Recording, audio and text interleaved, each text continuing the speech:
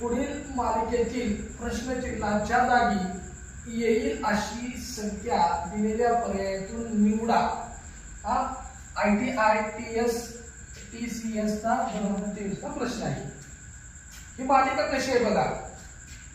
या 14 ला 2 न गुणलं का 28 आले. 28 मध्ये 28 मधून वजा 2 केलं का 26 आलाय. परत या 26 ला 2 न गुणलं का 52 आलाय. म्हणजे काय, आता मी 2 न गुणायचं का वजा करायचं ते बघा. काय करायचं, वजा करायचं. म्हणजे ही मालिका कशी आहे, 2 न गुणायचं 2 न वजा करायचं, 2 न गुणायचं 2 न वजा करायचं. 52 मधून 2 गेला तर किती राहील, 50. आता मला किती गुणायचं आहे, 2 न गुणायचं 100 आलं. मग आता माझ्याकडे कोणती स्टेप राहिली, गुणलंय. आता मला काय करावं लागेल, वजा 2 करावं लागेल.